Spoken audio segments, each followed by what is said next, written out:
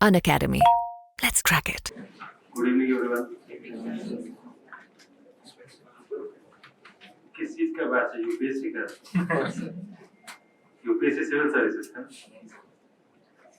Okay, so let's start with a formal introduction of mine. My name is Piyush Kumar, and I've been teaching in Unacademy or with Unacademy for last 3 or 4 years. As far as my teaching experience is concerned, so I've been teaching for last 10 years. I have done MPhil in history, currently pursuing my PhD. I've been also teaching in Delhi University. College में नहीं बताऊंगा, ठीक है? तो that's a brief introduction of mine, ठीक है? History मेरा subject है, academic subject भी रहा है. मैंने ग्रेजुएशन किया, पोस्ट ग्रेजुएशन किया, एमफिल किया, पीएचडी परस्यू कर रहा हूं, नहीं हुआ अभी तक, ठीक है? So that's a basic introduction of mine, ठीक है? Anything else that you want to ask about me? कोई क्वेश्चन मेरे बारे में? नहीं? Okay. What is the purpose of today's class? Why we are here? What is the purpose? That's the most important thing. So I think you all have decided that you are going to write the UPSC Civil Services Examination. Am I right? Yes, sir. And the moment it comes to UPSC Civil Services Examination, the first thing that you have done, after deciding it that you are supposed to write the UPSC examination, what is that? क्या किया आपने? Motivational videos देखे? है ना? तो motivated हो गए? Yes और नो? Yes, great. उसके बाद क्या किया? अनअकैडमी में एडमिशन ले लिया। इससे काम हो जाएगा? है ना? नहीं होगा। क्या करना है फिर उसके लिए? What we are supposed to do in order to crack this examination? क्या करना चाहिए? किसी ने कुछ कहा, क्या कहा आपने? सिलेबस देखना। वेरी नाइस, ठीक है। Why this particular point is so important, and in fact I would like to start from here only. Syllabus. Honestly बताइए, आप में से कितने लोगों ने सिलेबस देखा है? Am I okay? Is it okay if I am bilingual? Yes, sir. ठीक है ना? कोई दिक्कत तो नहीं? Like anyone who does not understand Hindi और इंग्लिश at all? कोई ऐसा है? इसको ना तो एक है, बहुत लोग होते हैं जिसको हिंदी नहीं समझ आती एकदम बिल्कुल, ऐसा कोई नहीं है, ठीक है? Okay, fine, fair enough. So, what is the first thing that you are ideally supposed to do? That you have to see the syllabus. वो motivational videos करने के बाद खुद शूट कर देना, ठीक है? कि मैंने ये किया, मैंने वो किया, मैंने 2 दिन पढ़ के गया, यूपीएससी का मेंस क्लियर हो गया मेरा, ठीक है? और फ्री के लिए तो कुछ पढ़ा ही नहीं था, वो सब मोटिवेशन ठीक है। The first thing that you are supposed to do that you should see the syllabus. Got the point? And now honestly answer my question. How many of you have seen the syllabus so far? Honestly बताइएगा, किसने ढंग से देखा है syllabus? नहीं देखा। एक जो है, just one person, let's say 2 persons are raising their hands. Right? So I think, the first thing that we should do, that we should start from here. Okay, coming to the next point. Of course, I'm not going to deal with the whole syllabus of UPSC. I have a specific area. I teach one area, and that is history. Right? So I will be discussing everything with respect to history. मैं थोड़ी बस इसकी बात करूँगा, history की बात करूँगा, and I'll just try to make you understand that what you are supposed to do for this week or for this particular segment of the syllabus. You all know, at least this much idea you all are having, that the moment it comes to the UPSC Civil Services Examination, there are 3 phases of the examination. These are pre, meet, and interview, right? And in fact, like as far as the interview is concerned, again, even in the interview you can find the significance of this, but it will leave interview, even though we can say in pre-examination there is significance of history. In the means examination, there is significance of history. At least in these 2 particular stages, there is great significance of history, and that's why you should cover this. Sometimes when I ask this question that why are we supposed to study history? So then people are giving this answer that we have to understand the future, we have to do this. Like, we have to do this, we have to do that. There are several answers I have been getting. But one thing, we are supposed to history just for one reason. Why? Because we have to clear this examination. Isn't that true? हमको क्यों पढ़ना है history? क्योंकि history से questions आते हैं. कहाँ questions आते हैं? प्री में क्वेश्चंस आते हैं, मेंस में क्वेश्चंस आते हैं, और हमें करना क्या? We are supposed to cover the history with respect to the kind of questions being asked in the pre and the mains examination. That's what we are supposed to do. So we are not here to become the master of history. We are not here to become the scholar of history. And if you are having this particular perception that I'll try to acquire this much knowledge of history, then any question which is coming from history I'll be able to solve. अगर आप ऐसा सोचते तो गलत सोचते, और बच्चे ऐसा सोचते हैं क्योंकि जब मैंने यूपीएससी लिखना शुरू किया तो मुझे भी लगता था कि इतना पढ़ लो ताकि यूपीएससी हो जाए. बेसिक परसेप्शन है. लेकिन अगर सिर्फ पढ़ने से यूपीएससी हो जाता तो इसका मतलब ये है कि एक अटेम्प्ट में तो किसी का भी सिलेक्शन नहीं होगा. है ना? अगर quantity is the most important thing, in that case no one must have been selected in one attempt. At least minimum attempts कैसे होते हैं? 3, 4, 5, तभी जाके सेलेक्ट होते हैं. अगर वॉल्यूम क्वांटिटी जो है सबसे इंपॉर्टेंट चीज होती है. लेकिन अगर कोई एक अटेम्प्ट में सेलेक्ट हो रहा है, इसका मतलब है कि जो है कंटेंट की क्वांटिटी सबसे इंपॉर्टेंट नहीं. राइट और रॉन्ग? और सबसे बात क्यों, why am I starting with this quantity? Because the moment it comes to my subject, what I teach here, you all know that there is no dearth of quantity. आप कितना पढ़ना चाहते हैं उतना मिलेगा आपको. मैं पिछले 27 सालों से हिस्ट्री पढ़ रहा हूं, और यकीन जानिए आज भी मुझे लगता है कि मेरी नॉलेज कितनी कम है, क्योंकि मैं उनसे मिलता हूं जिनके पास और ज्यादा knowledge. Since I am part of university teaching, so क्या होता है कि मैं बड़े बड़े प्रोफेसर्स के साथ हमेशा मिलता रहता हूँ. जब भी उनसे मिलता हूँ अपने छोटेपन का एहसास होता है कि कितनी कम नॉलेज है, उनके पास कितना जानते हैं. लेकिन इतना इसलिए जानते हैं क्योंकि उन लोगों ने उतना पढ़ा है. वो आज की डेट में 60-65 साल की एज में उन लोगों ने खूब पढ़ा है. ठीक है, और हम शायद उतना नहीं पढ़ पाएंगे जितना उन्होंने पढ़ा है. यही वजह है जिसके पास उनके पास बहुत इंफॉर्मेशन है. तो क्या हम उनसे मैच करने के लिए बैठे? खासकर आप लोग, हमें नहीं मैच करना ना. ठीक है, तो इसी वजह से मैं कह रहा हूं कि क्वांटिटी जो है वो इंपॉर्टेंट नहीं होती. What is important? The quality. That what kind of content you cover, that's the most important thing. And this nasihat is going to work a lot for you, specifically in this history segment. Why? Because you know that there is no dearth of content. आप कितनी किताबें चाहेंगे आपको उतनी किताबें मिलेगी. आप एक छोटा सा सेक्शन ले लीजिए, एंशिएंट. आपको पता है किताब होती है एनसीईआरटी, ये तो पता होगा आपसे. ठीक है ना? बट ये जो है सबसे बेसिक किताब मानी जाती है. मैं अगर बात करूं एंशिएंट, सिर्फ एंशिएंट की बात करूं, तो मैं अगर उन बड़े प्रोफेसर्स की बात करूं जिनकी किताबें हैं, तो I think we can start from the proper book of R S. ठीक है, then it comes to Upendra Singh, then it comes to नयनजोत Lahiri, Ranveer चक्रवर्ती. ठीक है, कितने नाम चाहिए? मैं उतने नाम आपको दे सकता हूँ. इतने लोगों ने सिर्फ एंशिएंट इंडिया पे किताबें लिखी है. तो क्या आपको लगता है कि जीएस के लिए हम जो है उन सारी किताबों को पढ़ना चाहिए? और is it possible, humanly, is it possible to read all these books? No, it's not possible. So this is the reason because of what, don't directly jump into the content. लोग यूजुअली क्या करते हैं, जैसे आपने कहा ना, किसी ने अभी कहा, वो बात बहुत सही कही उसने, भले आप लोगों ने हंस दिया, कि हमने डिसाइड किया कि we are going to write UPSC, है ना? और उसके बाद क्या किया, देखा कुछ मोटिवेशनल वीडियोस देखे, उसके बाद अनअकैडमी में आके एडमिशन ले लिया. ये सही बात है. आपने क्या नहीं किया? आपने R&D नहीं किया. रिसर्च एंड डेवलपमेंट की तो जरूरत नहीं, बट बाद में डेवलपमेंट की भी जरूरत पड़ेगी. Ideally speaking, you should do your research first. And what is this research? What content we are supposed to cover. And in fact, the moment you require, the moment you understand that, okay, this is the content what you are supposed to cover, I think half of the job is done. So that's how you should prepare every area. But when it comes to history, like, it is more applicable. You just honestly tell me, how many of you have seen the question answer of 2023 means the GS paper 1? कितने लोगों ने नहीं देखा? आपने देखा. So one person, or let's say 2 persons. Why the questions are so important? Because by seeing the questions, you would have understood what kind of questions are being asked by UPSC. So that's how it is very important.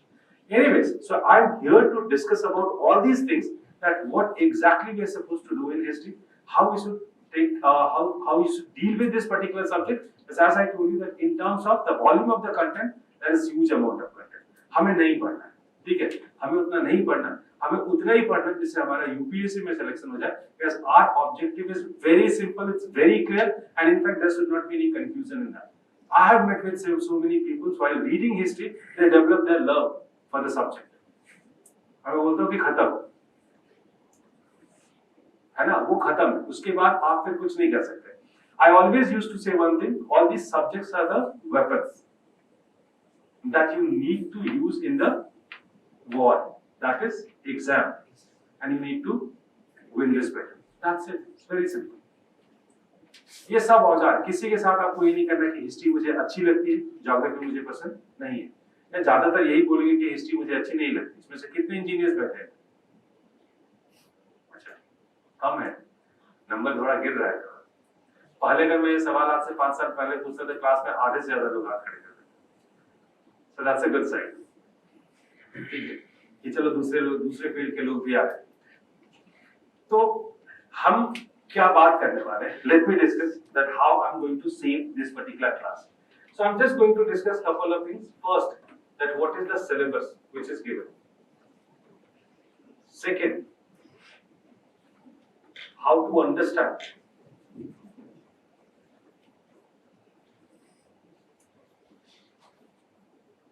Understand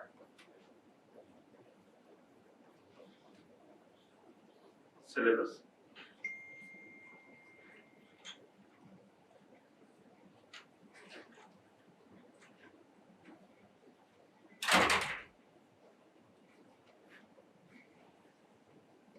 How to cover.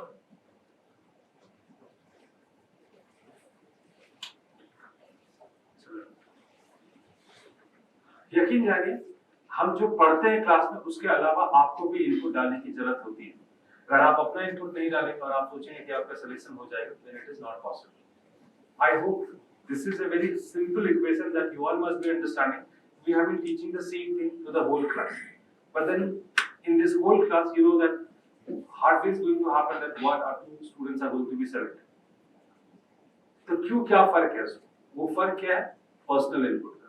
तो वो personal input आपको कैसे डालना है, हम इस चीज को समझने की कोशिश करेंगे।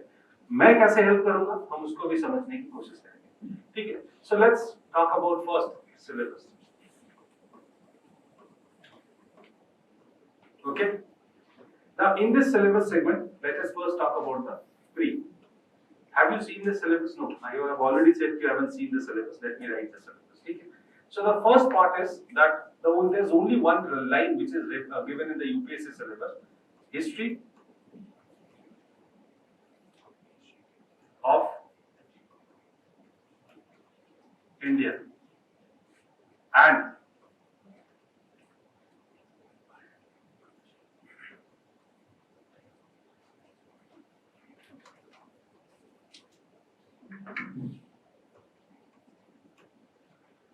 Freedom struggle. ये इन्होंने प्री के सिलेबस में लिखा हुआ है। अब हमें इसको कैसे समझना है? ठीक है, when they are writing the history of India, you guys just tell me that what are the 3 parts that we have to cover?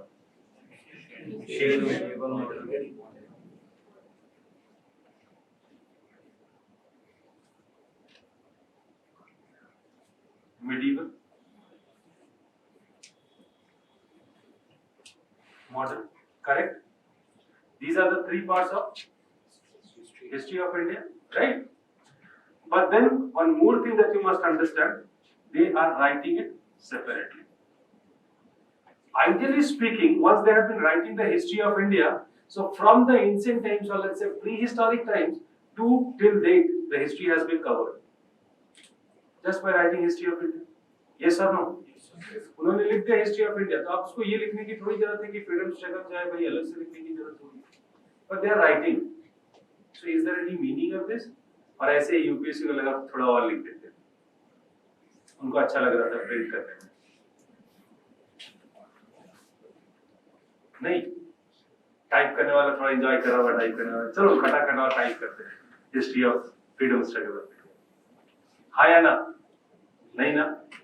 कुछ लॉजिक होगा इसके पीछे, तभी मैं कहता हूँ सिलेबस देखिए। ठीक है, वो सिलेबस आपको बताती है कि आपको करना क्या है, और जब तक आप नहीं देखेंगे you won't be able to decode it properly. So they are writing it specifically or let's say separately. Why? Because they want spatial attention. Very straight. वो आपसे चाहते हैं कि आप जो फ्रीडम स्ट्रगल है उसको ज्यादा अच्छे से पढ़ें। और क्यों ऐसा चाहते हैं कि फ्रीडम स्ट्रगल आप अच्छे से पढ़ें? आपको रेवोल्यूशनरी बनाना है उनको। Are they willing to make you revolutionary? Bhagat Singh, Chandrashekhar Azad or something like that? नहीं ना? तो फिर क्या बनाना चाहते हैं? आपको तो ब्यूरोक्रेट बनाना है। फिर आपसे क्यों चाहते हैं कि वो मॉडर्न इंडिया, खास करके फ्रीडम स्ट्रगल है, वो अच्छे से पढ़े? क्यों? आप सब ग्रेजुएटेड है। I think no one is here who hasn't done graduation here. कोई है ऐसा जिसने ग्रेजुएशन नहीं किया? अच्छा, सब फाइनल ईयर में हो गए? कितने लोग हैं फाइनल ईयर में? चलो है 3-4।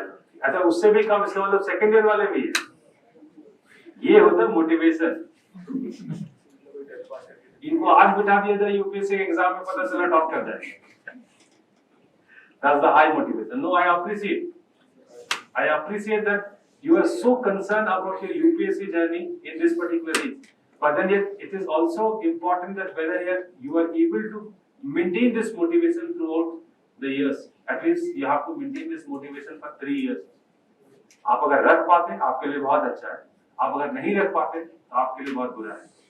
तो वो आपको ध्यान में रखने की जरूरत है। ओके, तो आप सब मैच्योर्ड है, आप ग्रेजुएटेड है या फिर जो है ग्रेजुएट होने वाले हैं। अब आप बताइए कि क्यों आपसे चाहते हैं कि you should have a better understanding of modern India? क्योंकि the modern India is being shaped by and large by this freedom struggle of India. आपको नहीं लगता ऐसे कि जो वैल्यूज हमारे कॉन्स्टिट्यूशन में या हमारी पॉलिटिक्स में या हमारी सोसाइटी में आज है, वो वैल्यूज हमारे अंदर कहां से डेवलप होते हैं? जाहिर सी बात है फ्रीडम स्ट्रगल ऑफ इंडिया से। The moment you study the freedom struggle of India, I must tell you that you'll be able to understand the shaping of the present India. Shaping of present India. आप कहीं के DM बन गए, आपसे तो कहा गया कि एक दिन एक स्कूल में गए आप या विजिट करने के लिए, आपसे कहा कि गांधी जी के बारे में 4 लाइन बच्चों को बताइए। पता ही नहीं गांधी जी ने क्या किया, है ना? आप एंशिएंट के बारे में नहीं बोलेंगे चलेगा, ठीक है। आपसे पूछा जाए कि जो है आप एक एजिटेक सिविलाइजेशन के बारे में बताइए, आप नहीं बोलेंगे चलेगा। लेकिन अगर आपसे पूछे कि गांधी और नेहरू के कंट्रीब्यूशन के बारे में बताइए, तो ऑफ कोर्स आपको 4 लाइनें तो आनी चाहिए, आप उससे बच नहीं सकते। तो आपके बनने के बाद भी काम आएगा। और इनफैक्ट ये बनने के बाद नहीं, ये मुझे लगता है कि हर इंसान को जानना चाहिए कि हम कॉलोनाइज कैसे हुए, हम आजाद कैसे हुए, and what are the values that we have been learning while going for this freedom movement of India. And most of the time, I must tell you that we are like, if you'll understand this modern India, in that case, you all will be able to understand that why the India is like this, the way kind of India you find right now, that India was more or less like shaped by this during this freedom struggle of India. Such as, मैं कितने aspect में, non history aspect से भी आपको समझा सकता हूँ। आप सोसाइटी आपका एक बहुत इंपॉर्टेंट एस्पेक्ट है ना? और सोसाइटी में कम्युनलिज्म एक बड़ी प्रॉब्लम है ना? But do you literally think that you'll be able to understand communism without understanding the colonial rule? नहीं समझ सकते, ठीक है। तो मैं तभी कहता हूँ कि मॉडर्न इंडिया क्यों आपसे वो चाहते हैं कि आप बेहतर तरीके से समझें, क्योंकि जब तक आप मॉडर्न इंडिया बेहतर तरीके से नहीं समझेंगे, आप बाकी बहुत सारी चीजों के साथ जस्टिस नहीं कर पाएंगे। तो उन्होंने उल्लेख के बता दिया, आप पे भरोसा कम है उनको, तो उन्होंने पहले से बताया कि देखो मियाँ, हम बता रहे हैं आपको कि आपको मॉडर्न इंडिया अच्छे से करना है, तो आप करिए मॉडर्न इंडिया अच्छे से। इसका मतलब क्या है कि a normal preparation for ancient and medieval and a specific preparation of modern is required. Is that clear to you? Right? And now if you'll see the application of this in question, in that case you'll find that when it comes to the pre part, now listen it very carefully. When it comes to the pre part, in pre you can find that the questions are coming from ancient plus medieval. So let's say if roughly around how many questions, let's assume कि 20 questions जो है वो पूछ रहे हैं लोग pre में। 20 questions में एंशिएंट और medieval मिला के कितने questions पूछ लेंगे वो लोग? आप बताइए, अपने पेपर नहीं देखा, कुछ 7 से 8 क्वेश्चन वो लोग पूछ लेंगे एंशिएंट मेडिवल में। लेकिन जब बारी आएगी मॉडर्न इंडिया की तो कितने क्वेश्चन पूछेंगे? ज्यादा पूछना चाहिए या कम पूछना चाहिए? ज्यादा पूछे, ठीक है। तो मॉडर्न इंडिया से आप मोरलेस मान के चलिए कि 10 क्वेश्चन ज्यादा। बट ये एक उनका बताने का तरीका, इसका मतलब ये नहीं है वो ऐसा ही करेंगे और हर बार करेंगे। ऐसे भी साल हुए जिसमें उन्होंने एंशिएंट से क्वेश्चंस बढ़ा दिए। बट इसकी सिग्निफिकेंस इस रेस्पेक्ट में भी है कि there is a normal perception among the students that you are supposed to cover modern India and art and culture. Yes or no? आप सुन के तो यही आएंगे ना कि आपको मॉडर्न इंडिया पढ़नी है, आर्ट एंड कल्चर पढ़नी है। But then are they writing about this art and culture specifically anywhere? नहीं लिख रहे ना, प्री के सिलेबस में है ही नहीं। तो इसका मतलब है जब हम प्री के लिए प्रिपेयर करेंगे तो प्री के लिए प्रिपेयर करते समय हमें बहुत ज्यादा फोकस उस पर नहीं करना है, किस पे? आर्ट एंड कल्चर पे, क्योंकि वो है नहीं आपके सिलेबस में। So there might be some questions relevant to art and culture, but then you can study them even in this part also. Because the moment you talk about architecture, so are they free or are they separate from ancient Indian history or medieval Indian history? नहीं। जब आप ancient Indian history करते हैं तो stupas के बारे में पढ़ते हैं ना।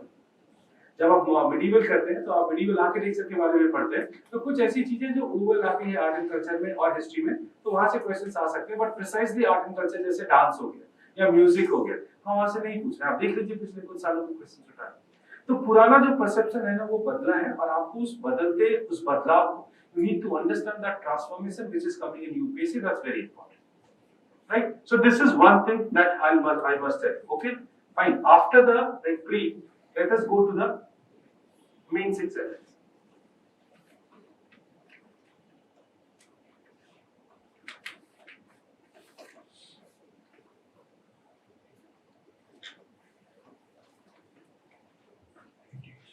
Mains में they have included so many topics, and let me tell you that one topic is on Indian salient features of various art forms, और इसमें इन लोगों ने 2 एग्जाम्पल दे दिए। One is literature, the second is architecture. I hope it's quite clear to you that here now it's indicated to you that you have to cover art and culture. और art and culture में उन्होंने क्या किया है? Specifically they are writing 2 topics, that is architecture, language and literature. These are 2 very important topics. They have categorically told you that you need to cover this part, right? So basically that's the one topic. Moving to the next topic, they are writing about India's freedom struggle, first modern India, the history of modern India. I'm exactly not copying the same word, modern India, from the middle of 18th century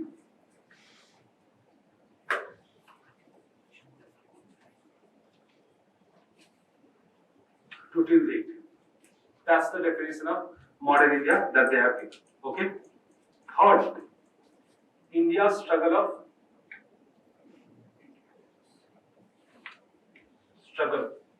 for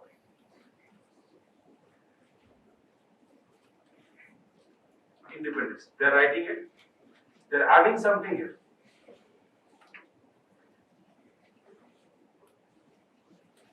Various contributions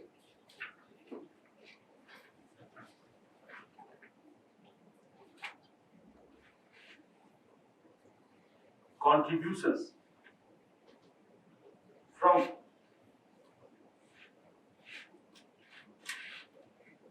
different parts of country.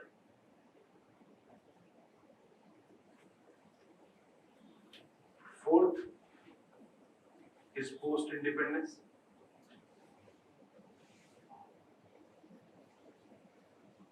Consolidation.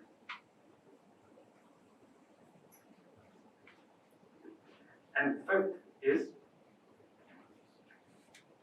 Again, it is not written world history, some specific events of world history, such as Industrial Revolution and certain philosophy. Industrial Revolution, redrawn our boundaries, the various philosophies such as socialism, Marxism, ये सब लिख के दिया हुआ है, ठीक है? हमें कुछ समझाना है, that's why I'm just leaving this part. I'll discuss it from here. Okay, fine. Salient features of various art forms, ठीक है? The moment it becomes the art forms, it's very subjective term. Yes or no? बहुत सारी चीजें हो सकती है art form में, but इसने क्या किया, एक हिंट दिया आपको, लिटरेचर और आर्किटेक्चर का हिंट दिया. May be couple of more, let's say 3 or 4 more art forms which are coming there. They are not writing it in the syllabus, but they could have written it simply Indian art and culture. काम खत्म हो जाता. But उन्होंने क्या किया, उन्होंने बताया, and you have to basically cover the salient features. What are the specifications of these art forms that you need to cover, and in fact certain examples they have given you. So in mains examination they are asking you to read something. So now how come it is differentiating the preparation? That's the most important thing. So when it comes to pre question, in pre you focus on facts, right? Because the objective questions are coming. So you focus on the facts, and that's how like the preparation of the pre is slightly different. When you prepare for the mains examination, instead of focusing on the facts, you focus on the conceptual understanding and the dimensions. Right or wrong? Yes, sir. यही करते हैं ना. तो एक बात बताइए, जब आप मेंस में आंसर लिख रहे हैं तो क्या आपको पर्टिकुलर फैक्ट लिखने की जरूरत है, या फिर जब आप आंसर लिख रहे हैं तो उसमें कोई भी एक एग्जांपल जो उसको सूट करता है वो लिखने से काम चलेगा? कोई भी एक एग्जांपल्स लिखने से काम चलेगा. यहाँ पे आपको अपनी चीजें कन्विंस करने के लिए कुछ एग्जांपल लिखना है. What I'm trying to make you understand कि even the facts are required in the mains examination also. But then is it compulsory that you are mentioning the same fact? In objective you are not having choice. In objective you need to know the same fact. When you have been writing the examination, mains examination, then you don't need to bring, or you don't need to write the exact fact. Rather any example which is suiting that particular argument you can write that. So यहाँ पे आपके पास choice है, वहाँ पे choice नहीं. तो यहाँ पे जरूरी नहीं कि हम इस पे फोकस करें, किस पे फोकस करें, हम फोकस करें हर एक फैक्ट्स को रटने में फोकस करें. रादर हम क्या कर सकते हैं जो हमारे लिए सबसे बेहतर है, हमारी कंसेप्चुअल क्लैरिटी बहुत क्लियर. जैसे मैं एग्जांपल दे देता हूँ, जैसे मान लीजिए आप इंडियन टेम्पल आर्किटेक्चर के बारे में बात करें, तो आपने कहा कि एक नगरा आर्ट फॉर्म होता है और नगरा आर्ट फॉर्म के ये सारे फीचर्स हैं, राइट? आपने वो लिख दिया. अब इसको सब्सटेंशिएट करने के लिए आपको एक सॉलिड एग्जांपल चाहिए. Yes sir? Yes, sir. तभी तो आपकी आपने जो बात कही है वो आइडिया कॉन्क्रीट कैसे बनेगा? तभी बनेगा जब आप एग्जांपल देंगे. आपने क्या कहा, आपने खजुराहो वो लिख दिया, हम खजुराहो टेम्पल लिख दिया. हो सकता है आपने जो है ड्राइंग भी कर दी खजुराहो टेम्पल की और उसके फीचर्स जो है आपने वो दिखा दिए.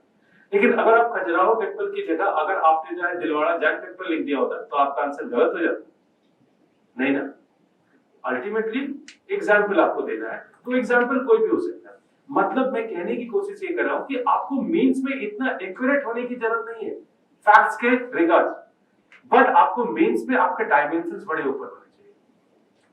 आप एक ही टॉपिक को कई डायमेंशन से अगर समझ सकते हैं, so this is how you can understand it in a better way.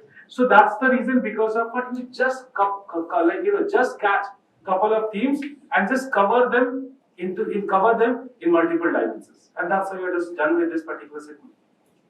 Moving to the next part, this modern India, but then they could have written it only modern India. Their job must have been done, but they're not writing only modern India. They're writing from the middle of 18th century to till date. क्यों ऐसा लिख रहे हैं वो? क्यों सिर्फ modern India नहीं लिख रहे हैं? हर वो चीज जो यूपीएससी के सिलेबस में लिखी हुई उसकी मायने है, उसकी एक मीनिंग है, और वही यूपीएससी आपसे चाहती है कि आप उसको समझिए और उसके अकॉर्डिंग प्रिपरेशन करें. Because there is no clear distinction from where modern India starts. Exactly, very nice. Have you studied history? कहाँ? कौन से college? JDMC. JDMC. Okay, that's great. Honors program, and you have passed. You have completed your graduation. You are in third year. Okay, great. समझ में आता है क्या आपने पढ़ा है? ठीक है. समझ रहे इन्होंने, like since she has understood and that's why she has made it very clear. Yes, there is a problem. It's not that easy. to demarcate कि okay this is medievalism and from here we have entered into the modern period. मे भी आप में से कई लोगों को ये लगता होगा अभी एक दिन हम रात को सोए थे तो हम मेडिवल में सोए थे, सवेरे मॉडर्न में होते नहीं। रात को जब सोए थे तो हम धोती और कुर्ता पहने हुए थे, सवेरे उठे तो जीन्स पहने थे और टी शर्ट। ऐसा हुआ होगा नहीं ना? तो मेडिवल हुआ होगा? ऐसा कैसे होगा? ऐसा कैसे हो सकता है? तो वो मेरी बात समझ गए, ऐसा कैसे हो सकता है? यस राइट, ऐसा कैसे हो सकता है? तो इसका मतलब क्या है? वो धीरे धीरे ही तो आया होगा ना, तो समझना बहुत मुश्किल है कि किस पीरियड में आया होगा। और इसको लेके हिस्टोरियंस भी बड़े कंफ्यूज रहते हैं, अलग अलग स्टेटमेंट्स देते हैं। जैसे मैं आपको एक एग्जांपल दे दूं, बिपिन चंद्रा को आप पढ़ेंगे तो बिपिन चंद्रा मानते हैं कि मिडिल ऑफ 19th सेंचुरी या फिर मैक्स टू मैक्स वो कहते हैं कि राजा राम मोहन राय के आने के साथ में इंडिया में मॉडर्निटी शुरू हुई, है ना? आप सुमित सरकार को पढ़ेंगे तो सुमित सरकार कहते हैं कि with the formation of Congress 1885 modernity started in India. आप शेखर बंदोपाध्याय को अगर पकड़ लें, शेखर बंदोपाध्याय कहते हैं कि just middle of 18th century the modernity started in India. अगर आप कुछ एक नई हिस्टोग्राफी को पकड़ लें, ठीक है, तो वो कहते हैं कि 18th सेंचुरी से भी पहले 17th सेंचुरी से इंडिया में मॉडर्निटी शुरू हो गई थी, with the coming of Portuguese and all in the modernity started in India. So confusion is there. UPSC ने क्या किया आपको बता दिया कि देखो आप कंफ्यूज मत हो, हमारे क्वेश्चंस कहां से होंगे? Middle of 18th century. So they have just made it very clear because we believe that modernity had started from this point. और क्या होती है मॉडर्निटी? किस चिड़िया का नाम मॉडर्निटी? क्या होता है मॉडर्निटी?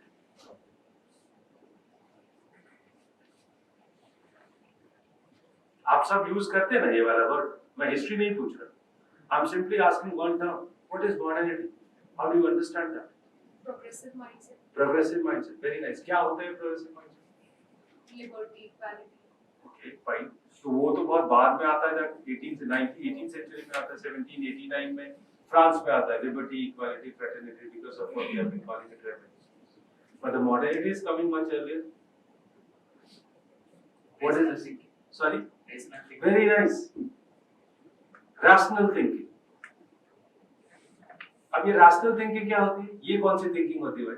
बाकी सब थिंकिंग तो हमने सुनी है, रैशनल थिंकिंग तो नहीं सुनी। क्या होता है रैशनल थिंकिंग? क्या होता है? एक बात बताइए आप, चलिए मैं आपसे पूछूं, इंडियन कॉन्टेक्स्ट में बात करें, हस्बैंड की डेथ हो गई, महिला को उसी चिता में जल के मर जाना चाहिए, सती कहते हैं ना इसको, ठीक है? आप इसको जस्टिफाई कर दीजिए, आप में से कोई भी, कि सही था, ऐसा होना चाहिए। एनीवन, आप जस्टिफाई करेंगे? Sir, in the ancient times, it was seen as a sense of pride that women took in. No, you justify whether this practice is right or wrong, whether it is happening in the ancient times or medieval times or modern times. Sir, selective euthanasia is still permitted in India. Okay, that's fine. But is it okay? Is it justified? Is it rational sort of behavior? And if it is rational, then why the opposite things were not happening? Sata was not happening. होना चाहिए। या फिर चलो husband की death हो गई, तो husband की डेथ होने के बाद क्या होता है कि महिला को they were supposed to wear the white sari. कई केसेस में जो है हेयर हटाने पड़ते हैं, उनसे ये एक्सपेक्ट की जाती है कि वो कभी भी अच्छा खाना नहीं खाएंगे, वो अच्छी जगहों पे नहीं जाएंगे, वो कोई चीज एंजॉय नहीं करेंगे, ठीक है? उनको एक सादगी वाला जीवन देना, ऐसा बोला जाता है। और ये इंडिया में होता था, साथ ही तो फिर भी बहुत कम प्रैक्टिस होता था, लेकिन ये होता था। अब इसको भी जस्टिफाई कर सकते हैं। रिवर्स केसेस तो नहीं देखने को मिलते कि हस्बैंड पत्नी के, वाइफ के जाने के बाद हस्बैंड क्या कर रहा है? सफेद, सिर्फ जो सफेद कपड़े पहन रहा है, बाल नहीं रख रहा है, खाना खाना छोड़ दिया। जैसे ही वाइफ चली गई उसके बाद देख रहा है कि अच्छा दूसरी कोई ढंग की लड़की मिल जाए तो शादी। एक वाइफ का रीमैरी होना बहुत मुश्किल है, मतलब हस्बैंड की अगर डेथ हो गई है, so there are very rare chances that wife is getting remarry. आज के टाइम पे मैं बता रहा हूं, ठीक है? और लेकिन हस्बैंड का रीमैरी, सोसाइटी प्रेशर बनाती है, शादी कर लो भी, तुम्हारी उम्र ही क्या हुई। और लड़की के केस में अब कुछ लोग बात करने लगे तो ज्यादातर बोलते नहीं यार क्या ही शादी करे, अब क्या बचा उसके जीवन में, ठीक है? उसका जीवन खत्म। तो इसको क्या कहते हैं? इरैशनल प्रैक्टिसेस, है ना? तो अगर ये प्रैक्टिसेस होती है, if these practices are happening, right? If these practices are happening, So these are undoubtedly very irrational practices. Got it? So basically what I'm trying to tell you, when the society becomes rational in what terms? When the society is questioning these kind of practices, that's called as modernity, nothing else. So ये modernity का aspect है, आपको हर जगह देखने को मिलेगा. हर जगह मतलब अगर आप political aspect कह रहे हैं, so there are two different systems. There is a despotic ruler, that's one system. There is a there's a monarchical system, despotic ruler, that's one sort of system. The second system you talk about democracy. Which one is rational? Democratic system or the monarchical system? Democratic system. मतलब अगर choices है तो कौन सा ज्यादा राष्ट्र है? Democratic system.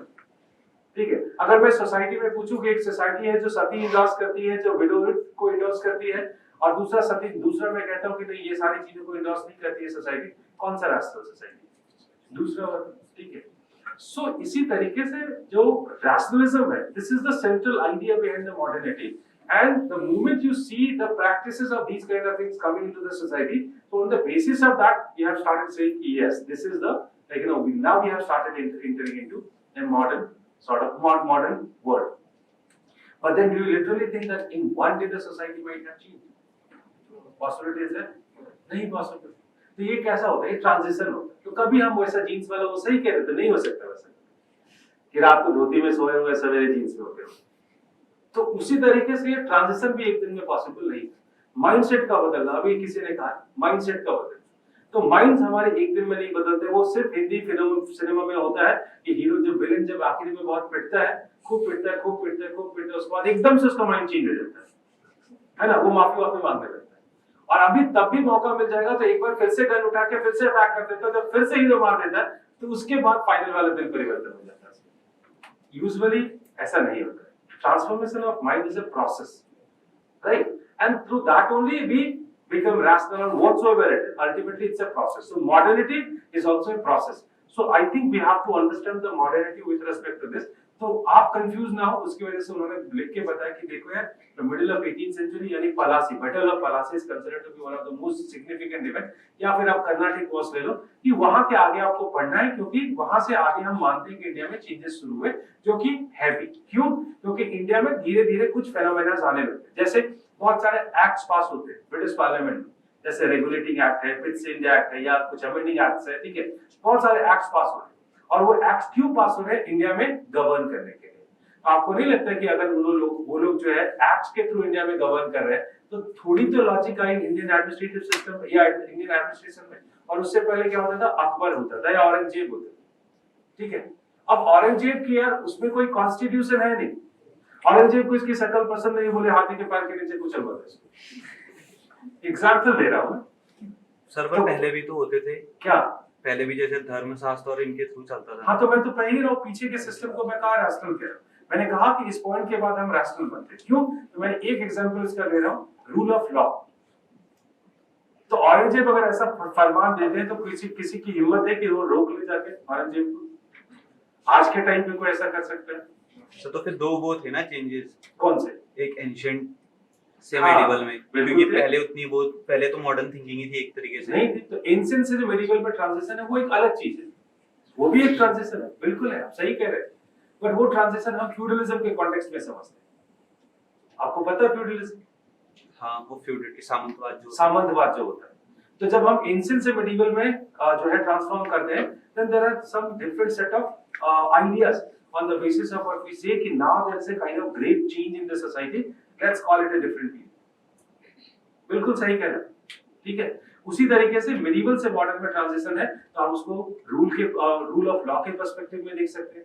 हम सोसाइटी में रिफॉर्म्स के पर्सपेक्टिव में देख सकते हैं. आपको भी पता है कि 19th सेंचुरी के बिगिनिंग में बहुत सारे रिफॉर्मर्स इंडिया में आने लगते हैं और वो कहते हैं कि नहीं, सती प्रैक्टिस नहीं होना चाहिए. ठीक है, या विडोहुड खराब चीज है, या फिर वो बोलते हैं लड़कियों को भी पढ़ने के लिए भेजो, क्योंकि ये सारी चीजें जस्टिफाइड नहीं थी बट इंडियन सोसाइटी में प्रैक्टिस में थी. तो इन्होंने क्वेश्चन किया उसको. So that's how we say कि अच्छा, now we have started entering into a kind of modern society. तो हम कहते हैं कि चलो उस पीरियड से हमने मॉडर्न पीरियड में एंटर किया, तो हम उसको इंक्लूड करेंगे यहाँ पे. So this is how we can talk about this, the reason because of what they have been writing. Next thing is the struggle of independence. I told you that we are supposed to study this struggle of independence. ठीक है, हमें पढ़ना है, fair है ना? But then अगर हमें ये पढ़ना है तो आगे ये सब लिख के क्यों दिया होगा? whereas contribution from different parts of the country. उसके बिना भी काम चलता हुआ, फिर कोई लॉजिक है या ऐसे ही दे दिया?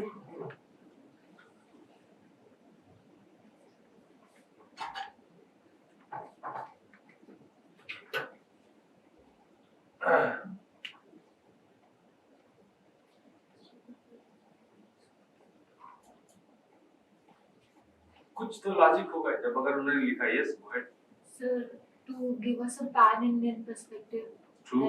that we had, because a while ago you talked about Gandhiji, how he was so important, but then we also need to know about other people who had significant roles to play in this. Very true.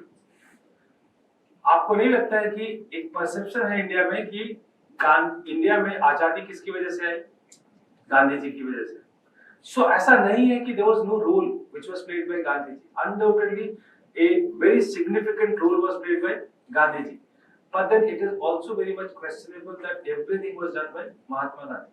So the moment you try to understand this particular perspective, I must say that when it comes to the freedom struggle of India, so it's not true that there is just one person who had been playing this most important role. Apart from Gandhi, there were so many other personalities. They have also contributed a lot in the Indian freedom struggle. And in fact, the moment you talk about Gandhi, in fact, it won't be unfair to call him the Gandhi, because the moment I say Gandhi, you always imagine one Gandhi. You never imagine the second.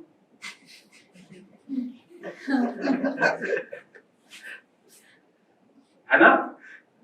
तो इसका मतलब है कि वो the Gandhi है ना? तो the Gandhi है तो इसका मतलब आप एक बात बताइए, आदमी भी तो कभी किसी जमाने में सिंपली गांधी रहे होंगे. So how come he becomes the Gandhi then? Who made him the Gandhi?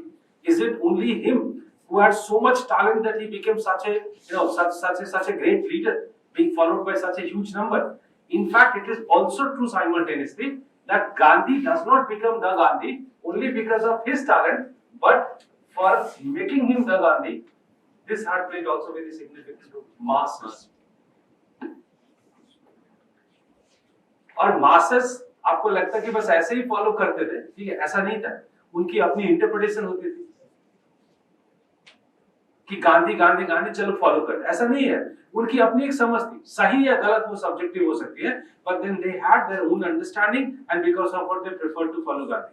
और कई बार इन लोगों ने फायदा भी उठाया गांधी जी का, ऐसा नहीं, उनको अपने हिसाब से करते. वो सब हम पढ़ेंगे मॉडर्न इंडिया में, लेकिन मैं इतना बता दूं कि they had their own interpretation of Gandhi because of what they had been preferring to follow Gandhi. Such as I'm just giving one example. कहीं कहीं पे कुछ र्यूमर काम करते थे कि गांधी टोपी पहन लो पुलिस लाठी मारेगी, कोई फर्क नहीं पड़ेगा. चलो ठीक है, पहन लिया, गए, पुलिस ने लाठी भी मारी और फिर चोट लगी, लेकिन प्रॉब्लम क्या, आप दूसरे को सामने जाकर बता नहीं सकते. बोलते यार सच में नहीं लगी यार. दूसरा आप क्या बोल रहे हैं? दूसरा बोलता हाँ मुझे भी नहीं लग रही थी, वो मुझे थोड़ा थोड़ा लगा जब गांधी टोपी नीचे गिर गया. तो बड़े रूमर्स भी है गांधी को पॉपुलर बनाने में. लेकिन Gandhi, how come that person is coming into the central role? Because the way masses were supporting Gandhi, and this is what getting Gandhi into the central role of Indian freedom movement. तो आप कैसे सिर्फ गांधी को तवज्जो दे सकते हैं और आप masses को तवज्जो नहीं दे सकते? देना पड़ेगा. But it's like this is just one dimension what I'm trying to tell you. Like when you talk about the shaping of modern India, ठीक है? When you talk about the shaping of modern India, I must tell you that modern India is being shaped by many people. The way Gandhi has played very significant role, in the same way Nehru has also played very significant role. Role of Ambedkar is there, role of Periyar is there, role of Jyotirao Phule is there. But then, how many chapters you find on Ambedkar on your history book? You do not find a single chapter on Ambedkar. कोई एक single separated chapter नहीं. पर आपको लगता है कि अगर अम्बेडकर नहीं होते तो इंडियन डेमोक्रेसी आज जैसी है वैसी भी होती? बहुत बड़ा कंट्रीब्यूशन है उनका, अम्बेडकर का. ठीक है, आपको लगता है कि पेरियार जैसे लीडर नहीं होते या अम्बेडकर जैसे लीडर नहीं होते तो आज जो इंडिया में हम इक्वालिटी कॉन्स्टिट्यूशनली या लीगली तो हम इक्वल है ना भाई. ठीक है, कोई वायलेशन हो रहा है तो हम कोर्ट जाने का राइट है हमारे पास, बहुत बड़ी गिफ्ट है उनकी. और जो सोसाइटी के नोशंस में जो चेंज हो रहा है, अगर वो नहीं होते तो नहीं होते. लेकिन it is so unfortunate that you read about Periyar just one paragraph. आप अपनी किताब में एक पैराग्राफ मिल जाए तो बहुत बड़ी अचीवमेंट। तो हम हमेशा उनको उतनी तवज्जो नहीं देते जितनी हमको उनको देनी चाहिए। आपको बताते बताते वो थक गए, आप नहीं समझ में आया, तो फिर उन्होंने क्या किया, उन्होंने लिख दिया सिलेबस में कि नॉट ओनली गांधी, वो लिख नहीं सकते थे ना सीधा, उन्होंने लिखा कि साफ साफ लिख रहे कि various contributors and contributions from different parts. सिर्फ कंट्रीब्यूटर्स नहीं पढ़ने, उनके कंट्रीब्यूशंस भी पढ़ने हैं, and that too from different parts of India. आप क्यों हम उनको तवज्जो देंगे जो सिर्फ दिल्ली या बॉम्बे में बैठ के जो चीजें कर रहे हैं, हम उनको क्यों नहीं देंगे जो बिहार में या तमिलनाडु में या आंध्र में बैठ के चीजें कर रहे हैं, उनका भी उतना ही सिग्निफिकेंट रोल है। तो अब इसका ये भी मतलब नहीं कि हम हर एक इंडिविजुअल को उठा के पढ़ने लगे, but then again if you see the question of this year will be able to understand। मैं बार-बार क्लास में कहता हूँ कि गांधी जी अब आएंगे, और जब भी आएंगे तो अकेले नहीं आएंगे, वो किसी के साथ में लेके आएंगे, मतलब गलत सेंस में मत लेना, ठीक है, किसी को साथ में लेके आएंगे, मतलब कंपैरेटिव स्टडी की मैं बात कर रहा हूँ। इससे पहले उन्होंने गांधी और बोस का कंपैरेटिव स्टडी पूछा था, एक बार इंपॉर्टेंट फिगर हम भूल गए थे, बोस बहुत अंडरमाइन किया हमने, ठीक है। तो गांधी और बोस का कंपैरेटिव स्टडी उन्होंने पूछा, और इस बार क्या पूछा उन्होंने, गांधी और रविन्द्रनाथ टैगोर का कंपैरेटिव स्टडी पूछा उन्होंने। ये समझने की चीजें हैं, ये समझने की, एक बार अगर आपको समझ में आया कि सिलेबस ऐसे फ्रेम हो रहे हैं या क्वेश्चंस ऐसे फ्रेम हो रहे हैं, तो वही अंडरस्टैंडिंग है जिसको आपको अपने स्टडीज में कन्वर्ट करना है। तो मैं हमेशा बोलता हूँ कि गांधी जी नहीं आएंगे कभी सेपरेटली, क्योंकि अब जो हिस्ट्री है या परसेप्शन है सब्जेक्ट के लिए, वो भी धीरे धीरे क्या हो रहा है, चेंज हो रहा है। हम दूसरे तरीके से सब्जेक्ट को देख रहे हैं, and this is the reason because of what you need to change your perception also for everything. So when it comes to this particular topic, I hope you are getting my point कि why they have categorically written it, various contributors and contributions from different parts of। So don't go for the blind study कि हाँ history पढ़नी है, modern India पढ़ना है, हमने क्या किया, हमने मॉडर्न इंडिया की किताब उठा ली और हम पढ़ ली, फायदा कितना होगा उससे। तो आपको हमेशा ये समझना है कि हमको पढ़ना क्या है। तो सबसे पहले तो मैंने आपको एक बात बताई कि आपको नहीं लगता कि syllabus is very categorically trying to tell you that look at these areas, they are more important and that's why you should cover only these areas or you should emphasize more on these areas, yes or no? Syllabus convey करता है, आप नहीं देखते हो, आपकी problem है, आपको देखनी चाहिए। तो आप सिलेबस को इतना अच्छे से देखिए कि आपको समझ में, और देखिए नहीं मत, उसको इंटरप्रेट करने की कोशिश करिए कि ये सिलेबस लिखा है, इसका कुछ लॉजिक होगा जिसकी वजह से। मैं अपने टाइम पे बताऊं तो मैंने लिटरली सिलेबस पे बहुत एम्फसाइज किया। I could not, I was not selected. There are several reasons for behind that, but yes, I focused on that and I was always getting positive result out of it. मैं pre की तैयारी कभी भी syllabus, हमेशा मेरा एक syllabus सामने चिपका रहता था, और जितने कीवर्ड्स दिए थे मेरी सारी एनर्जी में उस पर फोकस करता था, और मेरा आज तक कभी प्री नहीं, मैंने ज्यादा अटेम्प्ट दिए नहीं, 3 ही अटेम्प्ट दिए, पर मेरा प्री कभी नहीं रुका, क्योंकि मैं उन कीवर्ड्स पे फोकस करता था, मुझे मिल जाते थे। और अगर कुछ क्वेश्चंस बाहर आ भी रहे तो हमें सारे नहीं करने ना, ऐसा है कि सारे करने नहीं करने, हमने 50 क्वेश्चन अगर ढंग से कर दिए तो हमारा सिलेक्शन हो गया प्री। तो उस 50 क्वेश्चन को करने के लिए if you are very much centered into the, let's say, the keywords, if you see the syllabus you'll find that there are various keywords which are given in the syllabus, आप focus करिए उस हो जाएगा। Mains में भी आप यकीन जानिए आपको सब कुछ नहीं पढ़ना है, आप फोकस करिए सिर्फ उन डायमेंशंस पे जहां से एक्सपेक्टेड है क्वेश्चंस, और आपको समझ आना चाहिए हम वही करते हैं, आप थोड़ा और वो करिए, और इसी कॉम्बिनेशन से जो है वो रिजल्ट्स बनते हैं, इसी कॉम्बिनेशन से रिजल्ट बनते हैं। हम कैसे हेल्प करते हैं आपको, शायद अभी जो है टैगोर के ऊपर आप इंफॉर्मेशन ढूंढने जाएंगे तो यहाँ तो आपको एक बहुत बड़ी किताब मिलेगी, आपको कहीं भी वो कंसाइज इंफॉर्मेशन नहीं मिलता। हम क्या करते हैं, हम उसी चीज को थोड़ा कॉन्क्रीट बना के, थोड़ा कट शॉर्ट करके हम आपको देते हैं, यही करते हैं।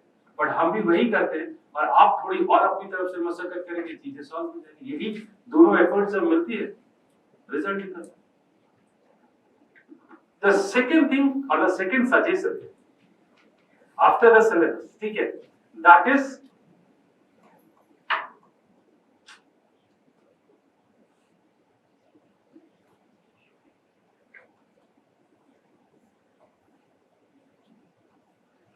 PYQs, previous year questions। क्यों previous year questions important? Previous year questions इसलिए important है, look, I am not saying that UPSC is always following a fixed pattern. नहीं, ऐसा नहीं है। Sometimes they are increasing the number of questions from ancient India, कभी medieval से पूछ लेते हैं, अब जैसे इस बार के क्वेश्चन में देखिए उन्होंने मेंस में एक मेडिवल का क्वेश्चन पूछा है और मैं आज से 5 साल से कह रहा हूँ कि अब मेडिवल इंपॉर्टेंट हो गया है, ठीक है, इतनी सारी कंट्रोवर्सीज चलती है, तो मैं ये नहीं कहता हूँ कि मेडिवल की पॉलिटिकल हिस्ट्री इंपॉर्टेंट है, बट दूसरे जो कल्चरल या साइंटिफिक हिस्ट्री है that is important, so why not to cover it, why not to cover it. तो वो सारे कुछ कल्चरल एस्पेक्ट है जो इंपॉर्टेंट है, कवर करना चाहिए। उन लोगों ने पूछा, इस बार उन्होंने पूछा एक सवाल कि सल्तनत पीरियड में क्या क्या साइंटिफिक डेवलपमेंट्स या चेंजेस है, so they are asking these kind of questions. So that's the reason, because of what I am saying, yes, there is no fixed pattern, they are changing something, but still you should try to give shape to your preparation as per the PYQs or the previous year questions. So develop this habit of seeing the previous year questions, and not only you are supposed to see the previous year question, rather you need to shrink it with the syllabus. आप देखिए कि ये syllabus में लिखा है और उसका application ये लोग क्वेश्चन में कैसे करते हैं, क्योंकि अल्टीमेटली जो एप्लीकेशन वो कहाँ होना है, क्वेश्चन में ही होना है, बट वो आपको समझने की जरूरत है। और यहाँ पे मुझे लगता है कि when it comes to PYQs, at least last 10 years and both pre plus means, आपको प्री और मेंस दोनों के क्वेश्चन पिछले 10 सालों के बहुत अच्छे से देखने चाहिए, और उसको देखने से क्या होता है कि थोड़ा एक आइडिया पता चलता है यूपीएससी में क्वेश्चन का स्टैंडर्ड क्या होता है। मैं ये नहीं कहूंगा कि सेम टॉपिक को लोग रिपीट कर देंगे, शायद कभी नहीं करेंगे, या करेंगे भी तो बहुत रेयर चांसेस है कि वो करेंगे, पर आपको ये पता चलता है कि क्या ऐसे क्वेश्चंस यूपीएससी पूछ सकती है या नहीं पूछ सकती। आप ये एक्सपेक्ट करते हैं कि यूपीएससी पूछेगी गांधी जी के चश्मे का नंबर कितना था, पूछेगी यूपीएससी? नहीं पूछेगी। क्यों आपको ये पता है? क्योंकि आप जानते हैं यूपीएससी कुछ सर्टेन स्टैंडर्ड क्वेश्चंस पूछते हैं। ऐसे क्वेश्चंस बहुत ऑकवर्ड नहीं है, आप यूपीपीएससी चले जाइए, आप दीजिए एग्जाम जाके, आपको मिलेंगे कुछ ऐसे क्वेश्चंस मिलेंगे, सारे नहीं, कुछ मिलते हैं ऐसे। यूपीएससी ऐसे सवाल कभी नहीं पूछेगी, उनका वेल रिसर्च पेपर होता है और कभी भी कोई ऐसे ऑकवर्ड क्वेश्चंस नहीं पूछते हैं, वो पूरी मशक्कत करते हैं, पूरी जान लगाते हैं पेपर बनाने में। और यही वजह है कि आज तक जो है किसी भी कोचिंग इंस्टीट्यूशन के लिए उनको एकदम से मैच कर पाना बहुत मुश्किल है। आप यहां तक चलेंगे, वो 10 कदम आपसे आगे चलेंगे, तो ये फर्क है। लेकिन हम फिर भी अगर हम कोशिश करें तो हम पीछे तो चल ही सकते हो। ये कोशिश हमें करनी, और ये कोशिश हम कैसे करेंगे? With the help of this PYQs। पिछले 10 साल के क्वेश्चंस आप ऐसे देखिए, क्योंकि मैंने फिर कहूंगा कि हमको एक ये बात पता चल जाती है कि what is the level of UPSC can not go below, like they can go definitely up but definitely not below, and that is how you are going to save the nature, like save your preparation. So what you are supposed to do, so basically when you see or you understand the nature of the questions, so while reading the content this information is going to help you. While reading the content this is helping. जब आप content पढ़ते हैं problem क्या होती है, मैं आपको एक बात बताऊं, ठीक है, फिर से मैं अपना एग्जांपल दूंगा। जब मैंने सोचा कि मुझे यूपीएससी लिखना है, तो I also thought of NCERT. सभी लोग पढ़ते हैं, है ना? लोग ये भी कहते हैं कि नोट्स बनाओ, है ना? बनाते हैं। मैंने भी एनसीईआरटी पढ़नी शुरू की और मैंने एनसीईआरटी के नोट्स बनाए, और आपको पता है वो मैंने एनसीईआरटी से ज्यादा बल्कि नोट्स बना दिए। क्यों ऐसा क्यों हुआ? वो एनसीईआरटी से भी मोटी हो गई, सिर्फ एक एनसीईआरटी या 2 मैंने बनाई। क्यों ऐसा हुआ? आप कुछ बता रहे थे। तो सब इम्पोर्टेंट लगा, आपको सब इम्पोर्टेंट लगता है। हर वो फैक्ट जो आप पढ़ते हैं आपको लगता है ये तो पक्का है। आपको इससे अगर बचना है तो आपको क्या करना चाहिए? क्योंकि जिस दिन तक आपको ये लगने लगा कि जो है हर कुछ इंपॉर्टेंट है, तब तक मामला थोड़ा खराब है, राहें कठिन है, डगर जो है वो कठिन है। आपको क्या करना है? You have to make your own strategy by seeing these two things what I have been discussing. आप एक बार करके देखिए, you won't be able to catch the classes also in a better way, but while reading any content you'll be able to understand if this is relevant or this is irrelevant. And the moment you understood if this is relevant and this is irrelevant, half of the job is done. जब आप newspaper पढ़ने बैठते हैं, newspaper पढ़ने बैठते हैं, कई लोग शिकायत करते हैं कि हमें 4 घंटे लग जाते हैं न्यूज़पेपर पढ़ने में। क्यों? क्योंकि उनको ये पता ही नहीं कि न्यूज़पेपर में से पढ़ना क्या है। उन्होंने क्या सुना है, न्यूज़पेपर पढ़ना है। तो जब न्यूज़पेपर पढ़ना है तो उनको लगता है कि हर वो चीज देखते हैं तो उनको लगता है कि इंडिया इंपॉर्टेंट, एशिया कप में इंडिया ने श्रीलंका को फाइनल में हरा दिया, ये भी इंपॉर्टेंट। ठीक है, तो समझना चाहिए यार, ये इंपॉर्टेंट नहीं है। जिस दिन वो समझ जाएंगे उस दिन काम खत्म हो। उनको लगता है एडिटोरियल में जो भी लिखा है वो इंपॉर्टेंट है, ऐसा नहीं है। हो सकता है कि एडिटोरियल में मतलब 2 या 3 दिनों में एक एडिटोरियल ऐसी आती है जो आपके काम का है, और आपका काम क्या है ये समझना बहुत जरूरी है। अगेन मैं कहूंगा, प्री में कुछ क्वेश्चंस आते हैं और मेंस में कुछ क्वेश्चन आते हैं, दैट्स इट। आपका और कोई काम नहीं है, आपको एनालिस्ट नहीं बनना है, आपको किसी टीवी चैनल पर बैठ के जो है दूसरे पार्टी वाले लोगों के साथ लड़ना नहीं है कि आप जो है रैशनल इरैशनल आइडियाज लेके बैठे हैं ताकि जो है कुछ भी बकवासी कर सके उधर जाकर। आपको क्वेश्चंस पूछा जाएगा, आपको उसके आंसर्स आने चाहिए, और उस क्वेश्चन का अगर आइडिया हो तो आप हर चीज के साथ जस्टिस कर सकते हैं, चाहे वो न्यूज़पेपर ही क्यों नहीं। और न्यूज़पेपर में भी बहुत सारे ऐसे रेलेवेंट आर्टिकल्स आते हैं with respect to history which are being asked in the questions. एक मुझे याद है 2 साल पहले उन्होंने तानसेन पे या 3 साल पहले क्वेश्चन पूछा था तानसेन पे, और उस क्वेश्चन में 3 स्टेटमेंट थे। यकीन जानिए वो तीनों स्टेटमेंट न्यूज़पेपर के आर्टिकल से एज इट इज उठा कर रख दिए गए। ये आपको ये समझ आपको डेवलप करनी पड़ेगी। क्लास में मैं कंटेंट पढ़ा सकता हूं लेकिन मैं न्यूज़पेपर नहीं पढ़ा सकता। जब आप न्यूज़पेपर देखते हैं तो वो इनसाइट आपके अंदर होनी चाहिए कि ये रेलेवेंट है मेरे लिए या नहीं है। जिस दिन आपको ये समझ आ गया, मैंने कहा कि half of the journey is covered, खत्म। वो हाफ बाकी क्या बचता है, मेहनत करके उनको कवर करना। और आपने वो दोनों काम कर लिए तो 99.9% chances are there that you will crack this examination, 0.1% आजीविका फिलोसफी। नियतिवाद,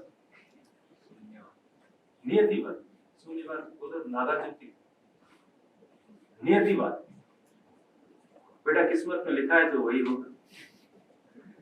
लेकिन क्या हम उसके लिए हाथों में हाथ धर के बैठे रह सकते? मैं यकीन जानिए, मैं यूपीएससी के फील्ड में 2010 से हूँ, मतलब जब मैंने दिया और फिर मैंने पढ़ाना शुरू किया। मैंने अपने पूरे करियर में मैं सिर्फ 2 आदमी से ऐसा मिला, मुझे लगता है इस आदमी का होना चाहिए था या इस लड़की का होना चाहिए था, और नहीं, सिर्फ 2 लोगों से। मतलब मेरा दिल कहता है कि इनका होना चाहिए था। मैंने उनकी कॉपीज इवैल्यूएट की, मैंने उनको पर्सनली गाइड किया, मैंने उनको देखा, ठीक है, लेकिन नहीं क्लियर। तो मैंने बस पूरे इसमें मैंने जितने भी आज तक रिजल्ट्स मैंने देखे हैं, चाहे फेल करते हुए किसी को देखा है, लेकिन पीछे मुझे पता था कि हाँ ठीक है, लगता था कि नहीं हो कोई बड़ी बात नहीं। लेकिन वो 2 लोग मिले जो लगता था मुझे नहीं इनको करना चाहिए लेकिन नहीं। तभी मैंने कहा कि 0.1% आप नियति बात छोड़ दो। लेकिन सवाल ये है कि हम जो है नियति के लिए अपने हाथ पे हाथ रखे तो नहीं बैठ सकते। ऐसा भी तो नहीं होने वाला ना एक दिन हम घर में सोए, पापा हाथ उठा रहे कि बेटा रैंक 1 आई, पेपर में फोटो चढ़ा, वो भी नहीं होगा ना। ये बात तो है, वो तो नहीं होगा। तो वो नहीं होगा तो इसका मतलब है कि ऑल्टरनेटिव हमें ये करना है, ठीक है। So these are few suggestions from my side, और आप इसको करिए, आप इसको हर एरिया में अप्लाई कर सकते हैं, हिस्ट्री में खासकर इसको अप्लाई करिए। और अगर आपने इसको प्रॉपर्ली अप्लाई किया तो you will see the result of आपको दिखेगा ऊपर। तो हिस्ट्री का जो वास्ट कंटेंट है थोड़ा मिनिमाइज करेंगे, अपने रिक्वायरमेंट के हिसाब से पढ़ेंगे, दैट्स इट। वही करना है हमें हर एरिया में, खास कर इसमें। अब आप क्वेश्चंस के लिए you are free, have any doubt regarding the subject, anything.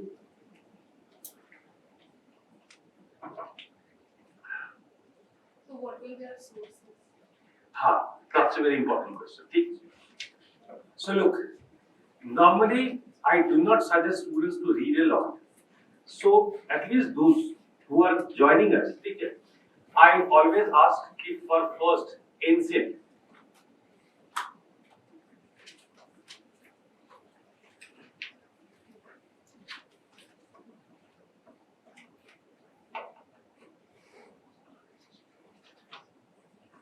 Just one NCERT. That's it. I normally prefer the NCERT of R.S. Sharma, but if you are reading any other NCERT, that's also quite okay. Quite okay. आप Tamil Nadu NCERT पढ़ना चाहते हैं, आपको जिसमें convenience से पढ़िए, but एक book पढ़िए। और वो किताब कौन सी होनी चाहिए? गवर्नमेंट पब्लिश होनी चाहिए, किसी कोचिंग का मटेरियल ही होना चाहिए, ये सब नहीं होना चाहिए। एक गवर्नमेंट पब्लिश NCERT की इंपॉर्टेंस बहुत, आप उसका यकीन जानिए, आप उसकी इंपॉर्टेंस तब समझेंगे जब एग्जाम लिखेंगे। सिर्फ आपको ये नहीं बताता है कि जो है ये content is not very important. Sometimes when you see some conflict in the nature of the or in the content, like you'll be able to get the right answer, because if anything is written in NCERT, that is something which is accepted to the government also, and that's why you can even go to the court कि ये NCERT में लिखा था और मैंने इसको सही mark किया है. NCERT की यूटिलिटी होगी. मेरी बात समझ गए ना? ठीक है. ऑथेंटिसिटी है उसकी. आपने कुछ गाइड में पढ़ा, आप उसके बिहाफ में केस नहीं कर सकते जाके कोर्ट में, लेकिन एनसीईआरटी में पढ़ा कोर्ट जा सकते हैं कि नहीं भाई ये इसने एनसीईआरटी में लिखा था, तो that's why one NCERT, right. Second is medieval. Normally I ask students not to read anything in the medieval, as if they'll start reading the medieval they'll be highly confused, as the moment you read medieval you'll find more political history. और जब आप political history आपका encounter करते हैं आप डर जाते हैं, यार ये क्या है, इल्तुतमिश कभी बंगाल जा रहा है, कभी रणथंभौर जीत रहा है, कभी ग्वालियर जीत रहा है, मैं क्यों याद करूं. ठीक है, तो मुझे लगता है कि अगर मिडिवल में सिर्फ क्लास जो है आप कर लेते हैं तो this is sufficient, but still if you want to read something in that case again I ask you to read NCERT material. ठीक है, again the old NCERT which is written by Satish Chandra, that's much better, Satish Chandra. Then it comes to modern India. In modern India, I must say, there is one book which is required, and here you can go for the book of Shekhar Bandyopadhyay, or let's say from Palasi to Palasi.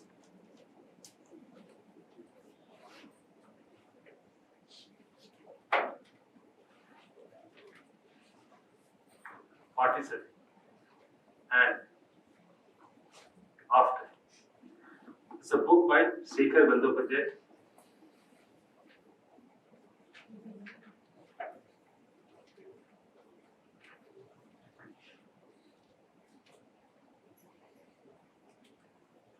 Shekhar Bandopadhyay, ये किताब आप इसमें पढ़ सकते हैं. अब जो next segment है, नेक्स्ट क्या है? अच्छा, before I come to post independence, let me write art and culture.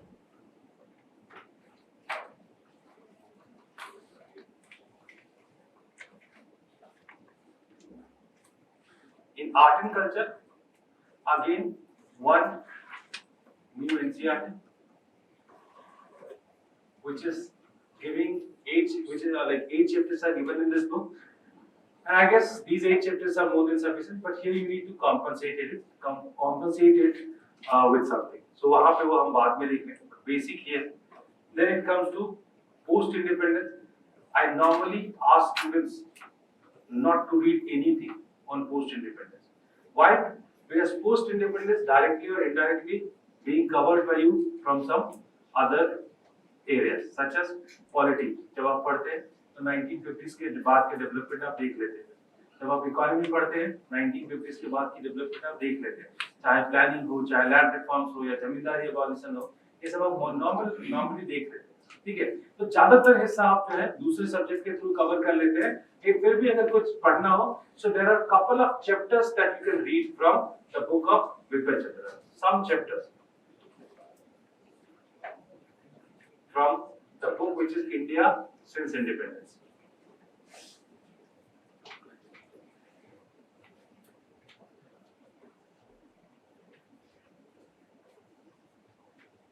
India since independence, written by Piyush Yadav. ये है किताब, ठीक है. And then finally it comes to world history.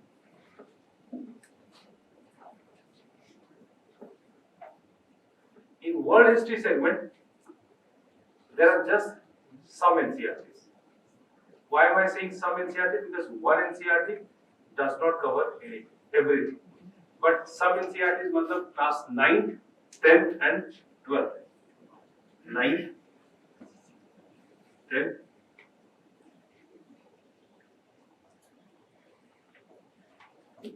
and 12th. And it's written by Arjun देव.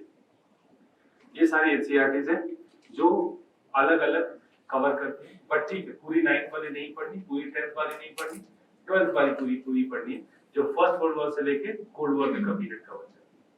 और बाकी French revolution में सारे revolution जो है बाकी वाले जो है वो कवर करते हैं. if we read it sufficiently. That's it. Anything else?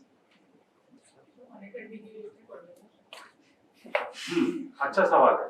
अगर आपको एनसीईआरटी नहीं पढ़ते तो अनअकैडमी वाली मटेरियल पढ़िए. चॉइसेस है आपके पास. जैसे मॉडर्न में लोग अक्सर आके आप क्लास ज्वाइन कर भी लेंगे तो आपके बाद उसके बाद आके पूछेंगे कि क्या स्पेक्ट्रम पढ़नी है. मैं मना करता हूँ, नहीं पढ़नी. स्पेक्ट्रम की जगह बेहतर है आप शेखर बंदोपाध्याय मत पढ़िए, आप अनअकैडमी वाली मटेरियल पढ़ लीजिए. तो अगर अनअकैडमी वाली मटेरियल को आप क्लास के साथ जो है मर्ज कर लीजिए हो जाता है. और हमें सारा नहीं करना है ना, हमें उतना ही करना जिससे हमारा काम हो जाता है, उतना काम हो जाता है. और बताइए. सो वो आर्ट एंड कल्चर में 11th 12th की दोनों या एक जिसने एनसीईआरटी पढ़ रखी हो सारी वो भी. जिसने सारी एनसीईआरटी पढ़ के उसको रिवाइज करिए, क्लास अच्छे से अटेंड करिए. सॉरी मजे करो. नहीं मजे नहीं करना. हाँ सर मैंने भी एनसीईआरटी कवर नहीं की. ठीक है. अभी क्लास में एडवांस लेवल का पढ़ रहा हूँ उससे मुझे प्रॉब्लम रहेगा. नहीं, जैसे आप जो जो सब्जेक्ट चल रहे हैं ना उस सब्जेक्ट के हिसाब से एनसीईआरटी कवर करते चलिए साथ. आप सिर्फ इतना ध्यान रखिए. जैसे मान लीजिए कल की क्लास में, मैं अपनी सेक्शन में अगर बात करूँ कि कल की क्लास में हम मान लीजिए कि हम रिवोल्ट्स पढ़ने वाले हैं मॉडर्न इंडिया में, है ना. तो आपका क्या काम है कि कम से कम एनसीईआरटी से वो रिवोल्ट्स का चैप्टर आप पढ़ के क्लास में आ रहे हैं. आप पूरा कागज बन के मत आइए. अगर ऐसे भी पढ़ेंगे तब भी चलेगा. तो अगर आप क्लास के साथ भी कवर कर लेते हैं NCERT, there is no problem at all. But आप क्लास में पढ़ के आइए, वो आपको बेहतर समझ देगा. अदरवाइज आप पूरा कागज बन जाएंगे, जो मैं लिखा हूँ आप लिख के चले जाएंगे जॉब स्टार्ट. तो फिर आपको कभी भी आप उसका सही यूटिलाइजेशन नहीं कर पाएंगे.